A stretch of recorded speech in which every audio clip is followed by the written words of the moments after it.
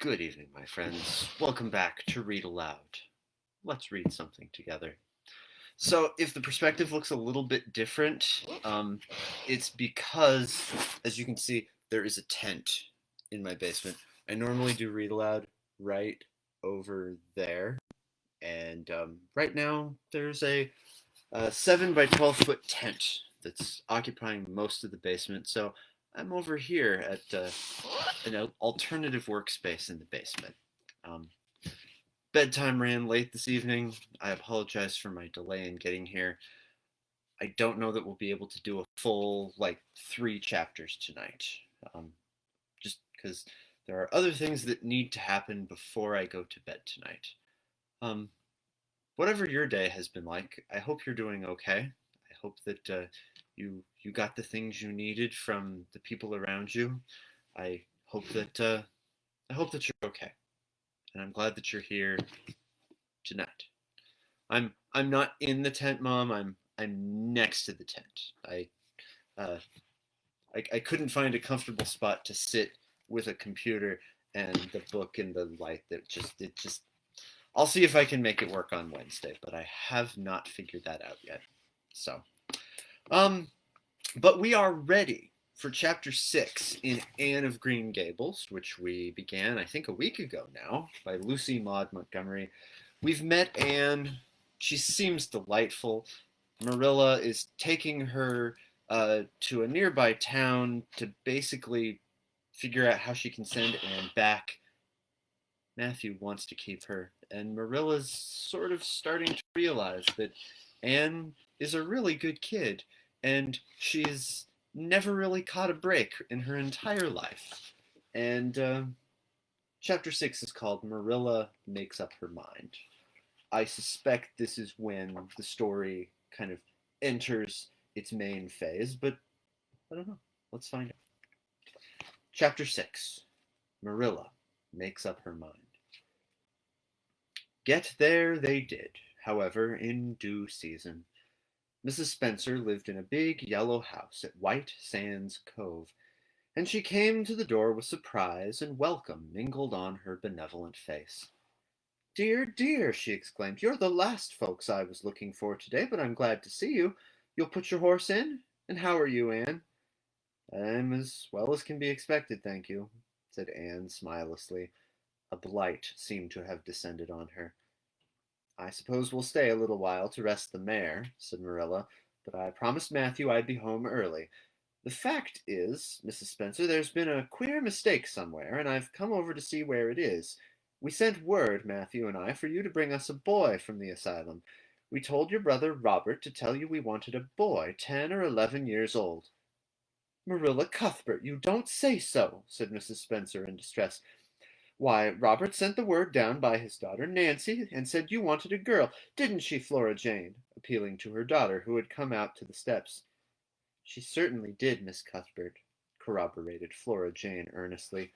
"I'm dreadfully sorry," said Mrs. Spencer. "It is too bad, but it certainly wasn't my fault, you see, Miss Cuthbert. I did the best I could, and I thought I was following your instructions. Nancy is a terrible flighty thing. I've often had to scold her well for her heedlessness." "It was our own fault," said Marilla resignedly. "We should have come to you ourselves and not let an important message to be passed along by word of mouth in that fashion. Anyhow, the mistake has been made, and the only thing to do now is to set it right. Can we send the child back to the asylum? I suppose they'll take her back, won't they?" "I suppose so," said Mrs. Spencer thoughtfully, "but I don't think it will be necessary to send her back. Mrs. Peter Blewett was up here yesterday, and she was saying to me how much she wished she'd sent by me for a little girl to help her. Mrs. Peter has a large family, you know, and she finds it hard to get help. Anne will be the very girl for her. I call it positively providential." Marilla did not look as if she thought Providence had much to do with the matter. Here was an unexpectedly good chance to get this unwelcome orphan off her hands. She did not even feel grateful for it. She knew Mrs. Peter Blewett only by sight, as a small, shrewish-faced woman without an ounce of superfluous flesh on her bones, but she had heard of her. A terrible worker and driver, Mrs. Peter was said to be. and discharged servant girls told fearsome tales of her temper and stinginess, and her family of pert, quarrelsome children. Marilla felt a qualm of conscience at the thought of handing Anne over to her tender mercies. Well, I'll go in and we'll talk the matter over, she said. And if there isn't Mrs. Peter coming up the lane this blessed minute, exclaimed Mrs. Spencer, bustling her guests through the hall into the parlor, where a deadly chill struck them as if the air had been strained so long through dark green, closely drawn blinds that it had lost every particle of warmth it had ever possessed. That is real lucky, for we can settle the matter right away. Take the armchair, Miss Cuthbert. Anne, you sit here on the ottoman and don't wriggle. Let me take your hats. Flora Jane, go out and put the kettle on. Good afternoon, Mrs. Blewett. We were just saying how fortunate it was you happened along. Let me introduce you two ladies. Mrs. Blewett, Miss Cuthbert. Please excuse me for just a moment. I forgot to tell Flora Jane to take the buns out of the oven. Mrs. Spencer whisked away after pulling up the blinds. Anne, sitting mutely on the ottoman with her hands clasped tightly in her lap, stared at Mrs. Blewett as one fascinated. Was she to be given into the keeping of this sharp-faced, sharp-eyed woman? She felt a lump coming up in her throat, and her eyes smarted painfully. She was beginning to be afraid she couldn't keep the tears back when Mrs. Spencer returned, flushed and beaming, quite capable of taking any and every difficulty, physical, mental, or spiritual, into consideration and settling it out of hand. It seems there's been a mistake about this little girl, Mrs. Blewett, she said. I was under the impression that Mr. and Miss Cuthbert wanted a little girl to adopt. I was certainly told so, but it seems it was a boy they wanted. So if you're still in the same mind you were yesterday, I think she'll be just the thing for you. Mrs. Blewett darted her eyes over to Anne from head to foot. How old are you, and what's your name? She demanded. Anne Shirley, faltered the shrinking child, not daring to make any stipulations regarding the spelling thereof. And I'm 11 years old. You don't look as if there was much to you, but you're wiry. I don't know, but the wiry ones are the best after all. Well, if I take you, you'll have to be a good girl, you know, good and smart and respectful. I'll expect you to earn your keep, and no mistake about that. Yes, I suppose I might as well take you off your hands. Take her off your hands, Miss Cuthbert. The baby's awfully fractious, and I'm clean worn out attending to him. If you like, I can take her home right now. Marilla looked at Anne and softened at the sight of the child's pale face, with its look of mute misery, the misery of a helpless little creature who finds itself once more caught in the trap from which it had escaped. Marilla felt an uncomfortable conviction that, if she denied the appeal of that look, it would haunt her to her dying day. Moreover, she did not fancy Mrs. Blewett. To hand a sensitive, high-strung child over to such a woman? No, she could not take the responsibility of doing that.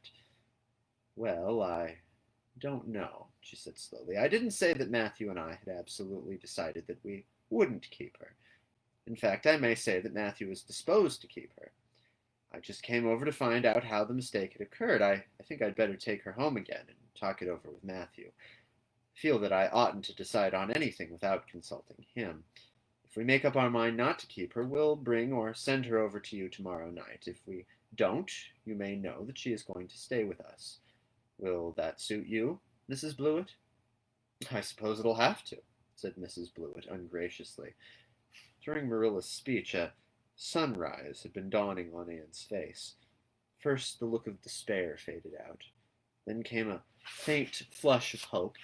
Her eyes grew deep and bright as morning stars. The child was quite transfigured, and a moment later, when Mrs. Spencer and Mrs. Blewett went out in quest of a recipe the latter had come to borrow, she sprang up and flew across the room to Marilla. Oh, Miss Cuthbert, did you really say that perhaps you would let me stay at Green Gables? She said in a breathless whisper, as if speaking out loud might shatter the glorious possibility. Did you really say it, or did I only imagine that you did? I think you'd better learn to control that imagination of yours, Anne, if you can't distinguish between what is real and what isn't, said Marilla crossly. Yes, you did hear me say just that, and no more. It isn't decided yet, and perhaps we will conclude to let Mrs. Blewett take you after all. She certainly needs you more than I do. I'd rather go back to the asylum than go live with her, said Anne passionately. She looks exactly like a gimlet.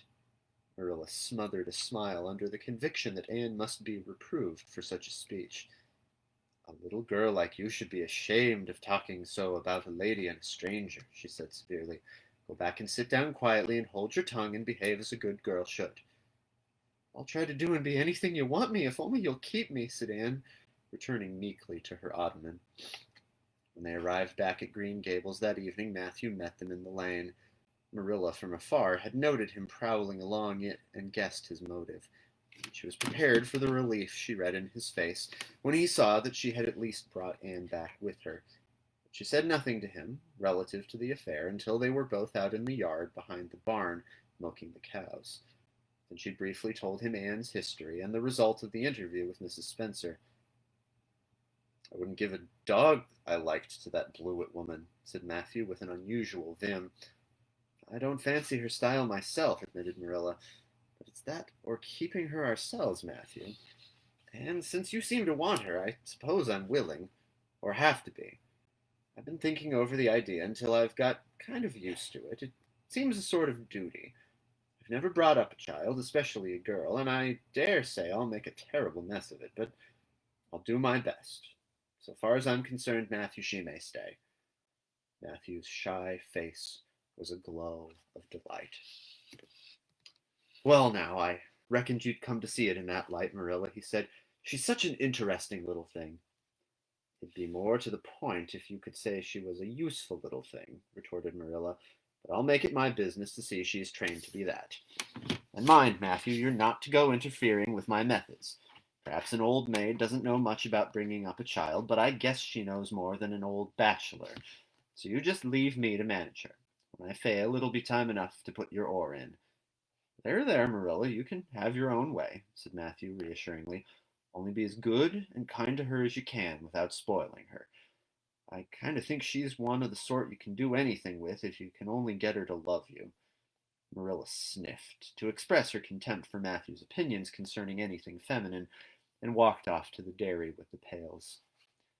I won't tell her tonight that she can stay, she reflected as she strained the milk into the creamers.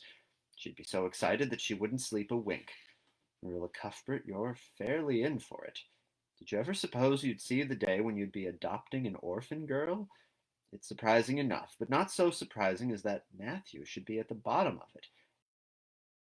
It always seemed.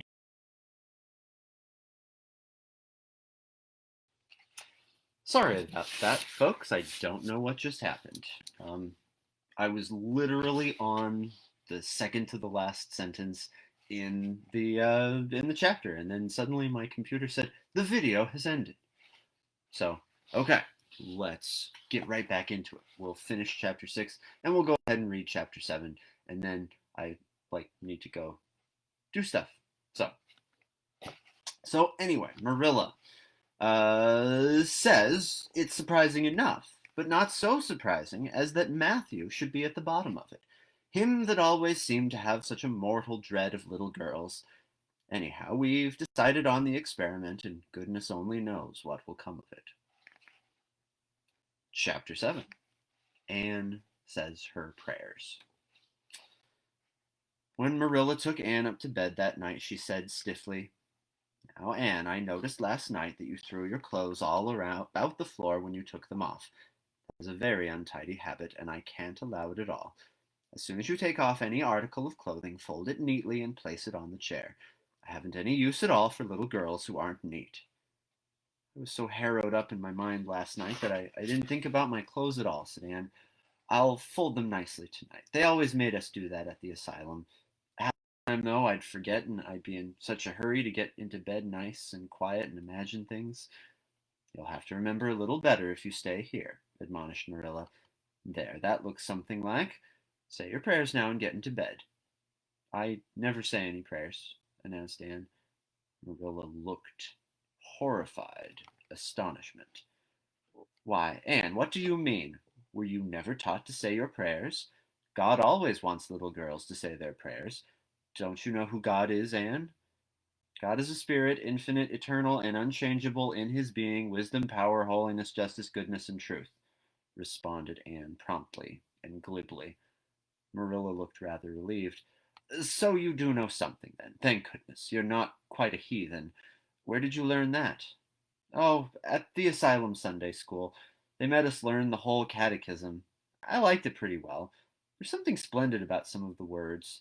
Infinite, eternal, and unchangeable. Isn't that grand? It has such a roll to it. Just like a big organ playing. You couldn't quite call it poetry, I suppose, but it sounds a lot like it, doesn't it? We are not talking about poetry, Anne. We are talking about saying prayers.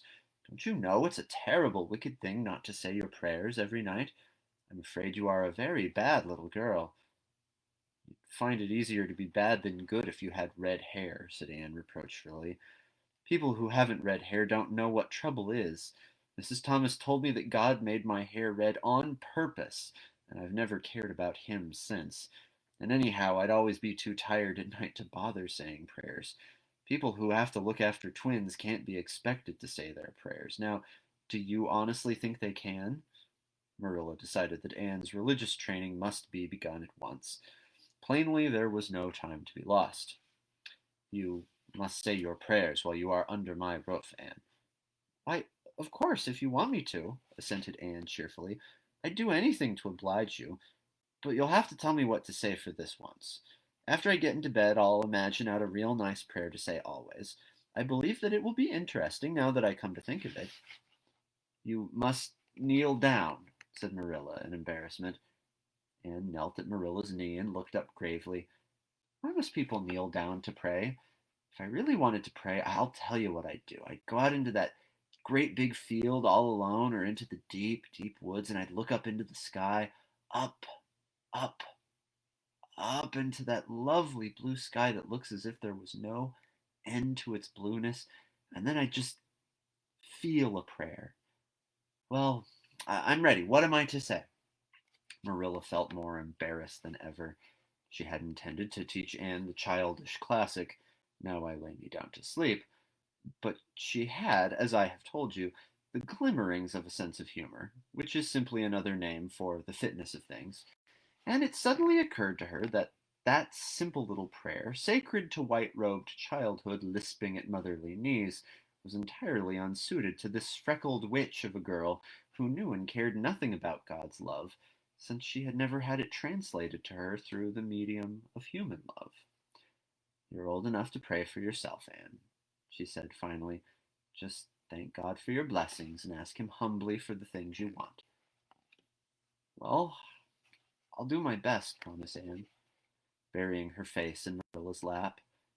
Gracious Heavenly Father, that's the way the ministers say it in church, so I suppose it's all right in a private prayer, isn't it? She interjected, lifting her head for a moment. Gracious Heavenly Father, I thank thee for the white way of delight and the lake of shining waters and Bonnie and the Snow Queen. I'm really extremely grateful for them. And that's all the blessings I can think of just now to thank thee for. As of the things I want, they're so numerous that it would take a great deal of time to name them all, so I will only mention the two most important. Please let me stay at Green Gables, and please let me be good looking when I grow up. I remain, yours respectfully, Anne Shirley. There, did I do it all right? She asked eagerly, getting up.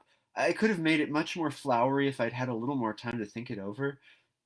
Poor Marilla was only preserved from complete collapse by remembering that it was not irreverence, but simply spiritual ignorance on the part of Anne that was responsible for this extraordinary petition.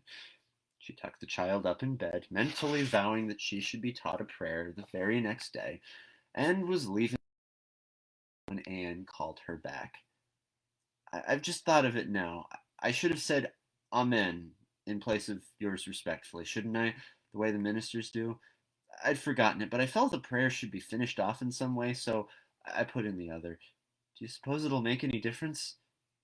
I I don't suppose it will, said Marilla. Go to sleep now like a good child. Good night. I can say good night tonight with a clear conscience, said Anne, cuddling luxuriously down among her pillows. Marilla retreated to the kitchen, set the candle firmly on the table, and glared at Matthew. Matthew Cuthbert, it's about time somebody adopted that child and taught her something. She's next door to a perfect heathen. Will you believe that she never said a prayer in her life till tonight? I'll send to the manse tomorrow and borrow the Peep of Day series. That's what I'll do. And she shall go to Sunday school just as soon as I can get some suitable clothes made for her. I foresee that I shall have my hands full. Well, well, we can't get through this world without our share of trouble. I've had a pretty easy life of it so far, but my time has come at last, and I suppose I'll just have to make the best of it. And that is the end of chapter 7, and again, with time and I feel like that's where we should stop for tonight. And anyway, I wanted to talk about chapter 6 and chapter 7 for a couple of minutes anyway. I really like Marilla. You know, I won't say that I relate to her way of relating to people, really. But I can definitely see things from her perspective, and I feel like her coming around to Anne feels very authentic and very. I mean, I believe it.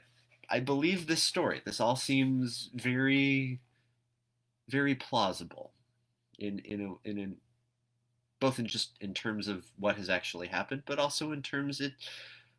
I believe these people. I believe that they're experiencing real emotions, and um, it's resonating with me. And I'm so glad that Anne is going to stay. And I think Anne's prayer was just kind of adorable. And honestly, I can think of times where I have come pretty close to concluding prayers with yours sincerely. It reminds me of that prayer that Bart Simpson made long, long ago when he had the test, and he concluded his prayer with thanking you in advance, yours truly, Bart Simpson. So I don't know, maybe Matt Groening had read Lucy Maud Montgomery. But anyway, it seems as though Anne is moving into a positive a positive situation. It sounds like finally she's going to get some of that love and guidance and nurturing that everyone deserves. If you don't get it as a child, you should find it as an adult. Whoever you are, wherever you're at, I hope people are taking care of you. I hope you know how much I appreciate you being here with me, as long as my internet connection is working of a Sunday evening. I I look forward to these little carved out moments of time when children are asleep and before I start doing homework or whatever else. It's a nice part of the routine, and I'm going to try to keep doing this even when I'm not just kind of trying to integrate this into my seminarial education. Um, Read aloud, I think, is important, and if this is a valuable service to you, I would be glad to keep providing it for as long as circumstances permit. I think that's all I got for you tonight. I'm tired. I'm going to get some sleep in a little bit. I hope you have a good night. And if you're watching this later, I hope you had a good night. I hope you have a good day. I hope your week, your March, gets off to a good start. So have a wonderful evening, my friends. Thank you very much for joining me whenever you join me. I'm trying to, yeah, that's all I got. So have a lovely evening. Wash your hands, wear a mask, be safe out there. Get a vaccine if you haven't yet. If you have gotten a vaccine, I hope you are doing well as soon as possible if you weren't doing well. Tell the people that you love them, that you love them. I love you. Have a good night. And remember, nothing is boring except to people who aren't paying attention.